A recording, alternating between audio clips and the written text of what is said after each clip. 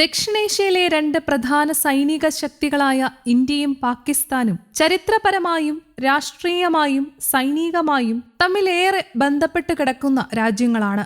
1947 വിഭജനത്തിന് ശേഷം ഇവർ തമ്മിൽ നിരവധി യുദ്ധങ്ങളും സംഘർഷങ്ങളും ഉണ്ടായിട്ടുണ്ട്. അതിനാൽ തന്നെ ഇരു രാജ്യങ്ങളുടെയും സൈനിക ശക്തി ദേശീയ സുരക്ഷയിൽ നിർണായക പങ്കുവഹിക്കുന്നു. ഇന്ത്യ ലോകത്തിലെ ഏറ്റവും വലിയ സായുധ സേനകളിൽ ഒന്നാണ്. ഇന്ത്യൻ സൈന്യം, നാവികസേന, വ്യോമസേന എന്നിങ്ങനെ 3 ഘടകങ്ങൾ അടങ്ങിയതാണ് ഇന്ത്യയുടെ പ്രതിരോധ സംവിധാനം. ഇന്ത്യൻ സൈന്യം വലിയ മനുഷ്യശക്തിയും വൈവിധ്യമാർന്ന ആയുധ സംവിധാനങ്ങളും ഉൾക്കൊള്ളുന്നു. ആധുനിക ടാങ്കുകൾ, മിസൈൽ സംവിധാനങ്ങൾ, ആർട്ടിലറി യൂണിറ്റുകൾ എന്നിവ ഇന്ത്യയുടെ കരസേനയെ ശക്തിപ്പെടുത്തുന്നു. ഇന്ത്യ ആണവായുധ ശേഷിയുള്ള രാജ്യം ആയതിനാൽ പ്രതിരോധത്തിൽ വലിയ മുൻതൂക്കം ലഭിക്കുന്നു. ഇന്ത്യൻ നാവികസേന സമുദ്ര സുരക്ഷയിൽ പ്രധാന പങ്ക് വഹിക്കുന്നു. വിമാനവാഹിനികൾ, സബ്മറീനുകൾ, യുദ്ധക്കപ്പലുകൾ എന്നിവ ഉൾപ്പെടുന്ന ശക്തമായ നാവിക ശക്തിയാണ് ഇന്ത്യക്കുള്ളത്. ഇതിലൂടെ ഇന്ത്യൻ മഹാസമുദ്ര മേഖലയിലെ സുരക്ഷ ഇന്ത്യ ഉറപ്പാക്കുന്നു. ഇന്ത്യൻ വ്യോമസേന ആധുനിക യുദ്ധവിമാനങ്ങളും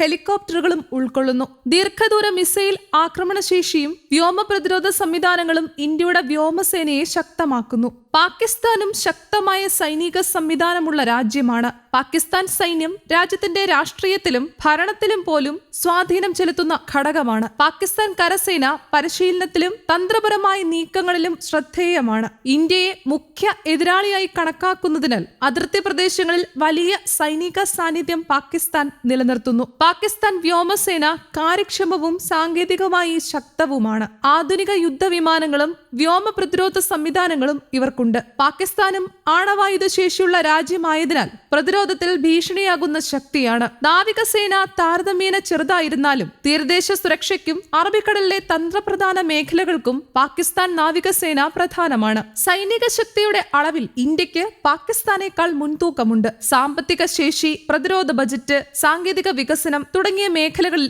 ഇന്ത്യ മുന്നിലാണ്. എന്നാൽ പാകിസ്ഥാൻ തന്റെ സൈനിക ശക്തി കാര്യക്ഷമമായി വിനിയോഗിക്കുകയും തന്ത്രപരമായ നീക്കങ്ങളിൽ ശക്തി പ്രകടിപ്പിക്കുകയും ചെയ്യുന്നു. ഇന്ത്യയും പാകിസ്ഥാനും സൈനികമായി ശക്തരായ രണ്ട് രാജ്യങ്ങളാണ്. ഇരു രാജ്യങ്ങളും ആണവായുധ ശേഷി ഉള്ളതുകൊണ്ട് തന്നെ നേരിട്ടുള്ള യുദ്ധം വലിയ നാശത്തിലേക്ക് നയിക്കുമെന്ന ബോധ്യം നിലനിൽക്കുന്നുമുണ്ട്. അതിനാൽ സൈനിക ശക്തി സുരക്ഷയ്ക്കായിരിക്കണം, യുദ്ധത്തിനല്ല എന്ന തിരിച്ചറിവാണ് ദക്ഷിണേഷ്യയുടെ സമാധാനത്തിനും സ്ഥിരതയ്ക്കും ഏറ്റവും ആവശ്യമായത്. സൈനിക ശക്തിയുടെ കണക്കുകൾ പരിശോധിക്കുമ്പോൾ ഇന്ത്യക്ക് വ്യക്തമായ മുൻതൂക്കം കാണാം. ഭൂമി, ആകാശം, സമുദ്രം എന്നിവിടങ്ങളിൽ ഒരേ സമയം യുദ്ധം നയിക്കാൻ കഴിയുന്ന ശേഷി ഇന്ത്യക്കുണ്ട്. ഇന്ത്യയുടെ സാമ്പത്തിക ശക്തി പാകിസ്ഥാനേക്കാൾ വലുതാണ്. ദീർഘകാല യുദ്ധം നേരിടാൻ ഇന്ത്യക്ക് കൂടുതൽ ശേഷിയുണ്ട്. കൂടാതെ അന്താരാഷ്ട്ര പിന്തുണയും നയതന്ത്ര ബന്ധങ്ങളും ഇന്ത്യക്ക് താരതമ്യേന ശക്തമാണ്. പാകിസ്ഥാൻ ചില രാജ്യങ്ങളുമായുള്ള സൈനിക തന്ത്രപരമായ ബന്ധങ്ങളെ ആശ്രയിച്ചാണ് നിലകൊള്ളുന്നത്. അന്താരാഷ്ട്ര സമ്മർദ്ദം ഉയർന്നാൽ യുദ്ധം തുടരാൻ പാകിസ്ഥാന് ബുദ്ധിമുട്ടുണ്ടാകും. ശുദ്ധ സൈനിക കണക്കുകളിൽ നോക്കിയാൽ